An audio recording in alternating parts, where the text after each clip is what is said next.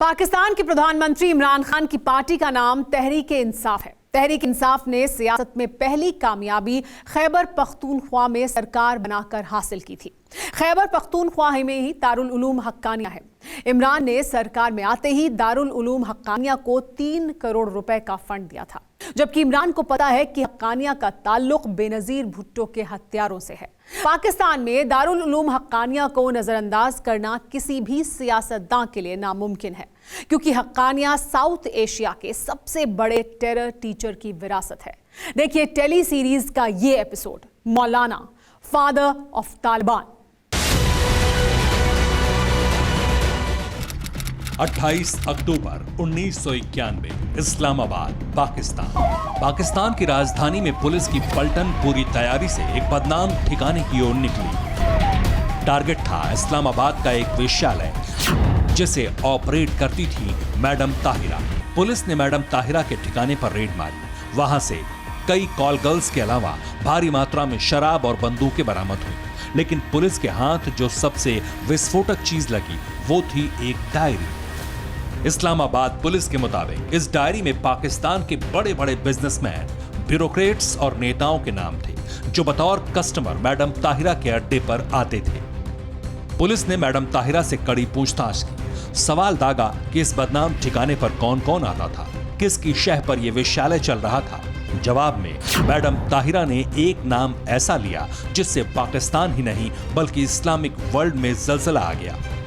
Madam Tahira ने कहा कि उसके यहाँ रेगुलर आने वालों में सबसे चर्चित नाम था मौलाना समीउल हक का।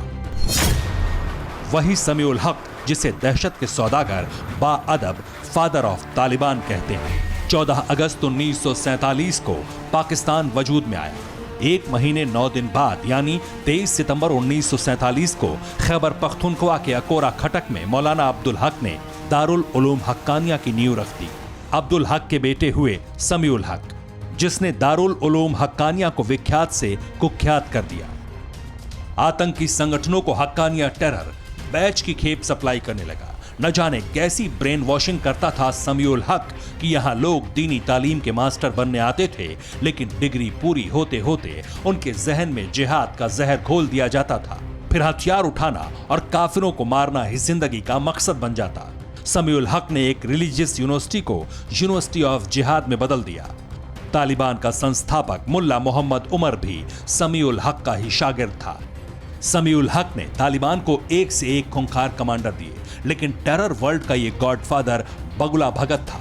वो सामने से तो पाकिस्तान की सियासत में एक्टिव रहता था, लेकिन पर्दे के पीछे वो फादर ऑफ तालिबान बन के काम करता था। 1983 से 1985 तक समीउल हक मजलिसे शूरा का मेंबर था। उसके बाद वो 12 सालों तक नॉर्थ वेस्ट फ्रंटियर प्रोविंस से पाकिस्तानी संसद में बैठा। 2003 से 2009 तक वो फिर सांसद चुना गया। अक्टूबर 2011 में समीउल हक भारत और नाटो विरोधी 40 छोटी बड़ी पार्टियों को मिलाकर बनाई गई दिफाए पाकिस्तान काउंसिल का चेयरमैन भी बना। इस काउंसिल को ISI का फुल सपोर्ट था। समीउल हक 2018 तक जमीयत इस्लाम का अमीर भी था। अमेरिका को मेन विलेन बनाकर समीउल हक दशकों तक पाकिस्तान में मजहबी और सियासी ताकत बना रहा। वो पूरे पाकिस्तान में शरिया कानून लागू करना चाहता था और इसके लिए वो पाकिस्तानियों को खून बहाने के लिए भी भड़काता था। समीउल हक कहता था कि तालिबान की हुकूमत में ही अफगानिस्तान खुश रह सकता है, लेकिन काबुल फतह करने के 1 महीने के भीतर अफगानिस्तान से जो तस्वीरें सामने आ रही हैं वो यही कहती हैं कि अब मानवाधिकार हनन में कट्टर हो चुके अफगानिस्तान की टक्कर में कोई नहीं है।